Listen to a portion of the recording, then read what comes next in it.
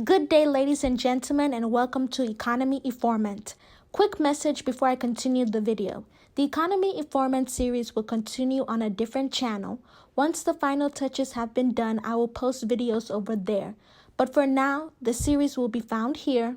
So let's get straight into the video. This week, I want to discuss Governor Abbot and his plans to listen to the constant uproar from the people in Texas because of the lockdown. For paraphrasing purposes, I bet he's like, enough, I hear you.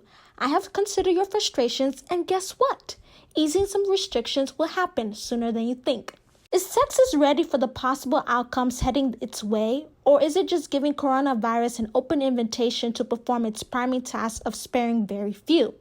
Well, I can't predict the future, but I do know how to analyze the economic implications, so let us start there. Oh, disclaimer. I am not a professional, so please take this with a grain of salt. Firstly, I do believe businesses and Texans will be thrilled to have the opportunity to roam about without using the excuse that they're just going to the grocery store. Stimulus checks have arrived for many. Some have invested in the market and some saved, while others decided to spend. The advantages of easing the restrictions include increase in spending, increase in consumption, therefore increase in GDP. 2, profit to an extent can be made for some.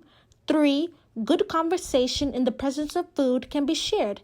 And 4, slowly the economy can get back on its feet. But is it worth it?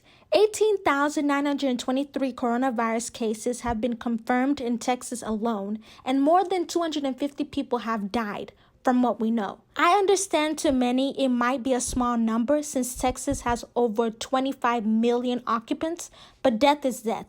Although state parks and more retail shops will open slowly, schools will not open in May. The haste to ease the state's restrictions come from many wanting to return back to work. But why is the governor so concerned, and why is he such in a rush? Well, the Texas economy was thriving before unforeseen circumstances. Texas is ranked number 10 when it comes to the largest economies. It prevails in the manufacturing sector and employment. For instance, Texas manufacturing contributed $218 billion to Texas gross domestic product GDP in 2016, an amount larger than the entire economy of Portugal. That is quite impressive. Unfortunately, because of this virus, 1, an order has been given to stay at home if you can. 2, businesses aren't making ends meet, and consequently, employees have been laid off. To be more precise, more than 1 million people are unemployed. I hope I've painted why there's such a push to let people out their homes. But that's just one way to look at this crisis. Critics say Texas is not ready. This is not news, but hello, no cure has been found for this virus. Cases can arise just as fast if restrictions are eased. Governor Abbot assures the people of Texas that despite the fact that it is a pro-business state, he is using data from medical experts to determine what kind of businesses will open in May. He is hopeful. What do I say?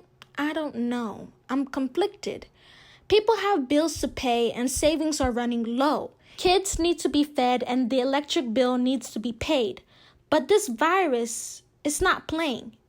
He is in a tough position, and although I'm not trying to sympathize with the Republicans, this is a tough decision to make. The workers that make these businesses successful in the first place, if they begin to get sick shortly after they return back to work, who is really looking after who? From an economic standpoint, there's no doubt that easing the restrictions will be beneficial.